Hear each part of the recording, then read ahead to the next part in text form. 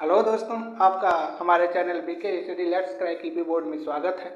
आज का वीडियो कक्षा 10 भौतिक विज्ञान पाठ 4 लेंस से है, जिसमें हम लोग उत्तल लेंस द्वारा प्रतिबिंब का बनना सीखेंगे। जैसा कि हम लोग जानते हैं, लेंसों द्वारा भिन्न भिन्न स्थितियों पर भिन्न भिन्न प्रतिबिंब बनता है। तो हम लोग एक एक करके प्रत्येक स्थिति में प्रतिबिंब का बनना सीखेंगे।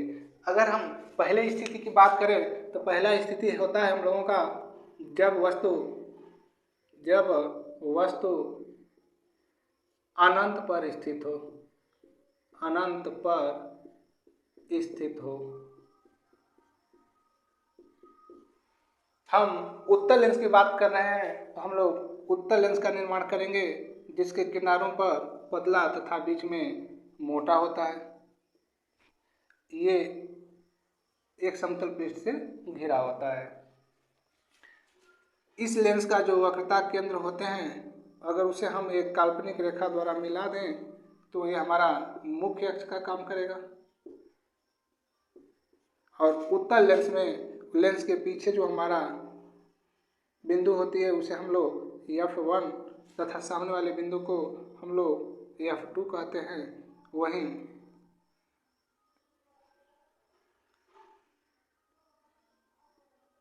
वही हमारा ये 2F1 हो जाएगा और ये हमारा 2F2 हो जाएगा। तो हम जानते हैं कि किसी भी प्रतिबिंब को बनने के लिए हमें दो नियमों की जरूरत पड़ेगी। तो पहला हमारा नियम होगा कि जब प्रकाश किरण मुख्य फोकस से होकर जाए, तो प्रकाश किरण मुख्य फोकस से होकर जाएगी तो वह अपवर्तन के पश्चात मुख्य अक्ष के समांतर हो जाएगी। अब वस्तु अनंत पर होनी चाहिए, तो ये भी हमारी वस्तु है। और दूसरी जो हमारी किरण होगी मुख्य प्रकाशित केंद्र सी से जाएगी।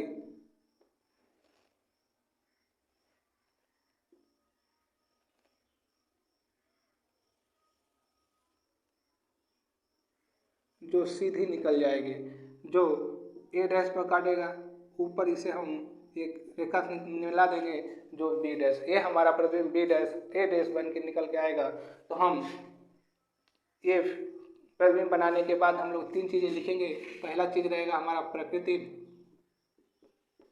दूसरा हमारा आकार और तीसरा हमारी स्थिति रहेगी। अगर प्रकृति की बात किया जाए तो हमारा जो प्रतिबिंब बन रहा है दर्पण के सामने बन रहा है, तो हम लोग हमारा जो प्रकृति होगी वो वास्तविक होगी। जब कोई प्रकृति वास्तविक होती है तो वह उल्टा दिखेगा।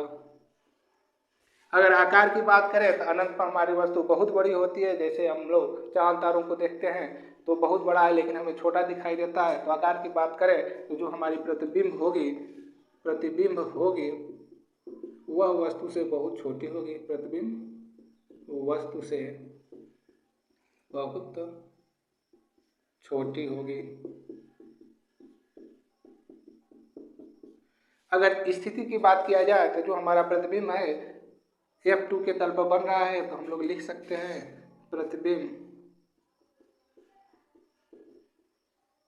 द्वितीय फोकस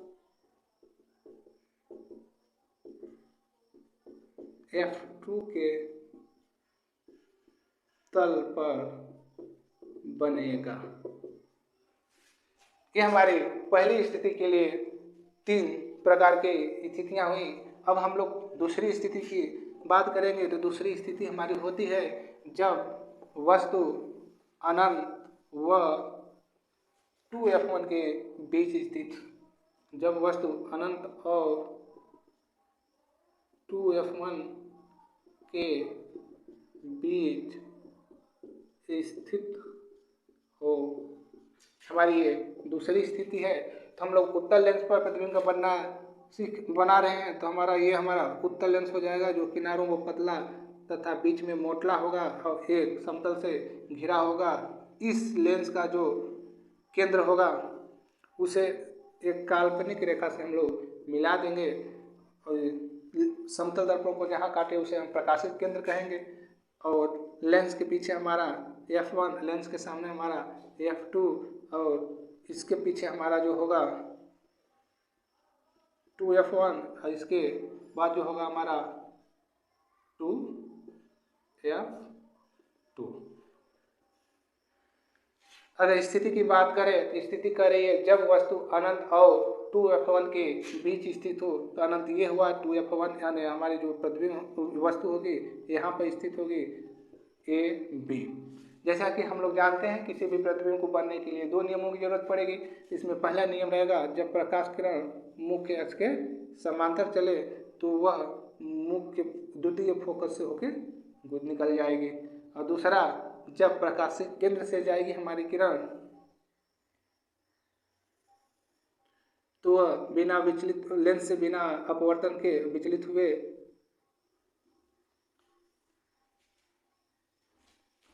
बिना विचलित अपवर्तन बिना विचलित हुए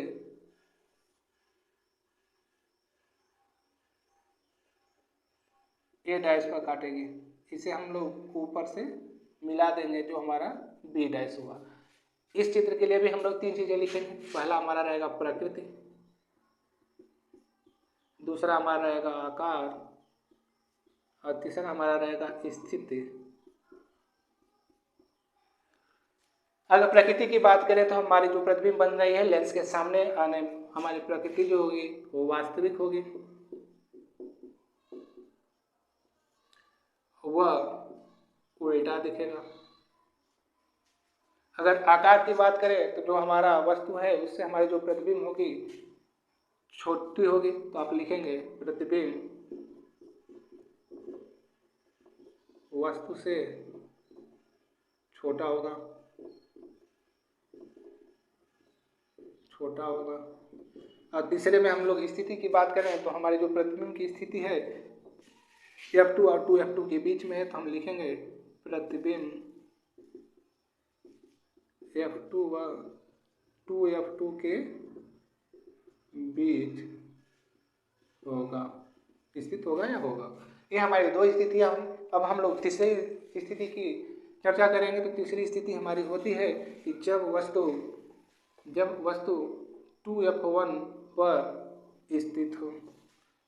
तो अगर हम तीसरी स्थिति की बात करें तो जब वस्तु 2F1 पर स्थित हो, हम लोग उत्तल लेंस की बात कर रहे हैं तो उत्तल लेंस का निर्माण करेंगे जिसके किनारों में पतला बीच में मोटा, ये समतल से पृष्ठ से घिरा रहेगा।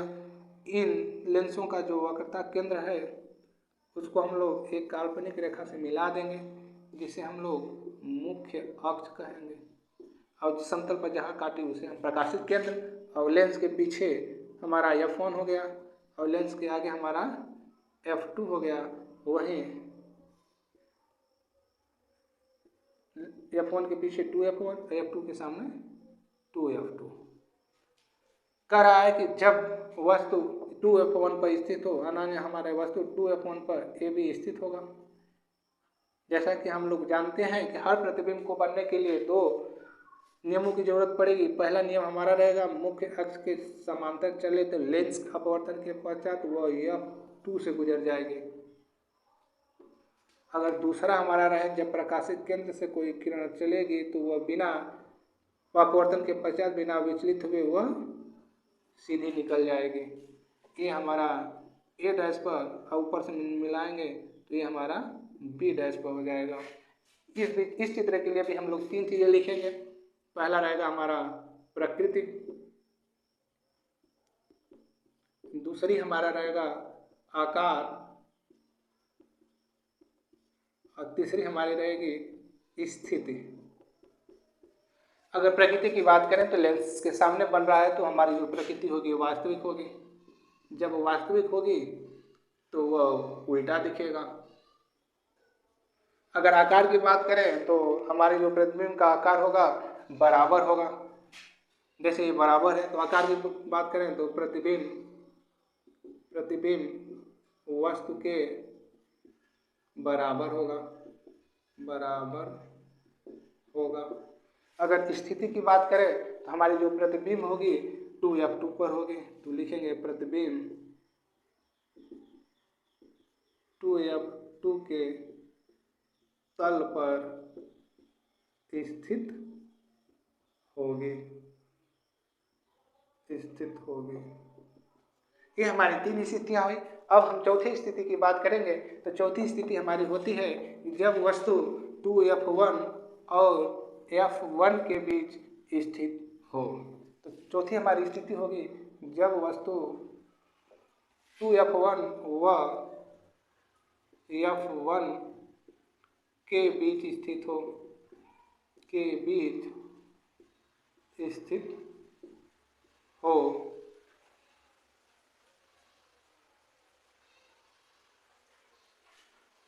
तो हम लोग उत्तल लेंस पर देख रहे हैं, तो हम लोग सर्वप्रथम उत्तल लेंस का निर्माण करेंगे जो हमारा ऐसे होगा। उत्तल लेंस किनारों को मोटा, बीच में पतला और एक समतल से घिरा। और ये हो जाएगा वक्रता केंद्र को अगर हम मिला दें एक काल्पनिक रेखा से, तो वो हमारा मुख्य अक्ष का काम करेगा। ये हमारा मुख्य अक्ष, जहाँ समतल को काटा प्रकाशित केंद्र, और लेंस के पीछे हमारा जो हो जाएगा F1, और F1 के पीछे जो हमारा बनेगा हमारा हो जाएगा 2F1। वहीं सामने लेंस के सामने हमारा हो जाएगा F2। अगर सामने देखें तो हमारा हो जाएगा 2F2। कह रहा है कि जब वस्तु 2F1 और F1 के बीच स्थित हो तो हमारी वस्तु यहाँ स्थित होगी, A और B। हम लोग 2 नियमों का पालन करेंगे। पहला हमारा रहेगा जब प्रकाश किरण मुख्य अक्ष के समांतर चले तो लेंस से अपवर्तन के पश्चात द्वितीय फोकस से होकर जाएगी। और दूसरा हमारा रहेगा जब प्रकाश किरण प्रकाशित केंद्र से जाएगी तो बिना लेंस से अपवर्तन के पश्चात बिना अपवर्तित हुए सीधे निकल जाएगी। जो A डैश पर काटेगा ऊपर हमारे तल से मिला देंगे, जो B डैश हो जाएगा। इस चित्र के लिए हम लोग लिखेंगे प्रकृति, दूसरा आकार, तीसरा स्थिति। अगर प्रकृति की बात करें तो हमारी जो प्रकृति होगी वो लेंस के सामने प्रतिबिंब बन रहा है, तो हमारी प्रकृति होगी वास्तविक। जब वास्तविक होगी तो उल्टा दिखेगा। अगर आकार की बात करें तो जो हमारी प्रतिबिंब का आकार होगा वस्तु से बड़ा होगा, तो आप लिखेंगे प्रतिबिंब वस्तु से बड़ा होगा। अगर हम स्थिति की बात करें तो जो हमारी स्थिति होगी द्वितीय फोकस और अनंत के बीच में होगी, तो हम लोग लिखेंगे प्रतिबिंब हमारा प्रतिबिंब 2F2 व अनंत के बीच या मध्य स्थित होगा। ये चौथा स्थिति रहा।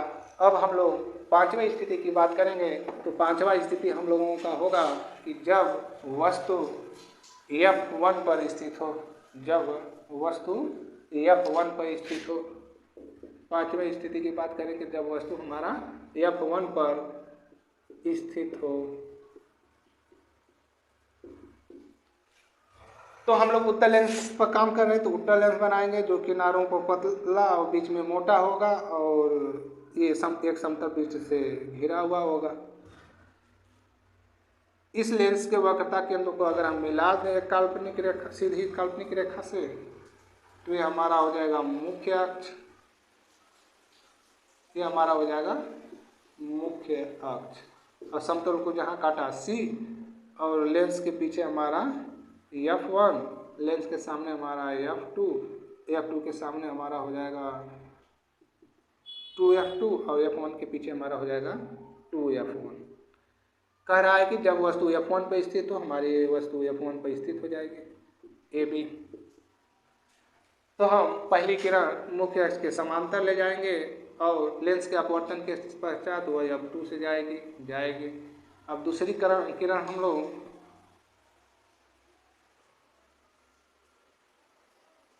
हम लोग वक्रता केंद्र से ले जाएंगे जो लेंस से अपवर्तित होने के पश्चात बिना अपवर्तित हुए सीधी निकल जाएगी। अर्थात ये अनंत पर मिलती हुई प्रतीत होगी, अनंत पर। तो इस अनंत पर हमारा मिलेगा नीचे ए डैश बी डैश। तो इस चित्र के लिए हमारा हो जाएगा प्रकृति, आकार और स्थिति। अगर प्रकृति की बात करें तो हमारी जो प्रकृति होगी, लेंस के सामने अगर हमारा प्रतिबिंब बन रहा है तो प्रकृति जो होगी वास्तविक होगी। जब प्रकृति वास्तविक होगी तो उल्टा दिखेगी। अगर आकार की बात करें तो जो आकार होगा हमारी प्रतिबिंब का, जो वस्तु का बहुत बड़ा होगा, अनंत पर आकार होगा तो बहुत बड़ा होगा, तो हम लिखेंगे प्रतिबिंब वस्तु से बहुत बड़ा होगा। अगर हम स्थिति की बात करें तो हमारी जो स्थिति होगी प्रतिबिंब की, तो लिखेंगे प्रतिबिंब अनंत पर बनेगा, अनंत पर बनेगा। ये हमारी पांचवी स्थिति थी। अब हम लोग छठी स्थिति की बात करें तो हमारी छठी स्थिति होगी जब वस्तु F1 व प्रकाशित केंद्र के बीच स्थित हो। तो छठवीं स्थिति में जब वस्तु F1 व प्रकाशित केंद्र C के बीच स्थित हो, तो हम लोग उत्तल लेंस की बात करें तो उत्तल लेंस का निर्माण करेंगे जो किनारों को पतला और बीच में मोटा होगा। ये एक समतल पृष्ठ घिरा होगा। अगर लेंस के वृत्तों के केंद्रों को अगर मिला दें एक काल्पनिक रेखा से तो वो मुख्य अक्ष हो जाएगा। और जहाँ समतल पृष्ठ काटेगी C, लेंस के पीछे हमारा हो जाएगा F1, लेंस के एकदम पीछे हो जाएगा हमारा 2F1, लेंस के सामने हमारा हो जाएगा F2 और इसके सामने हो जाएगा 2F2। कह रहा है जब वस्तु F1 और प्रकाशित केंद्र के बीच स्थित हो तो ये हमारी वस्तु हो जाएगी A और B। तो जो हमारी पहली किरण होगी मुख्य अक्ष के समांतर चलेगी और द्वितीय फोकस से गुजरेगी। अगर हम दूसरी किरण की बात करें तो ये प्रकाशित केंद्र से जाएगी और अपवर्तन के पश्चात सीधी निकल जाएगी, लेकिन ये एक दूसरे को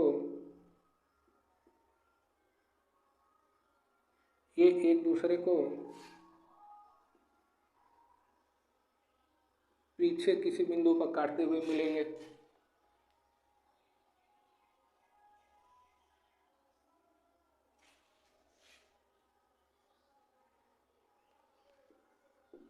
एक दूसरे को किसी बिंदु पर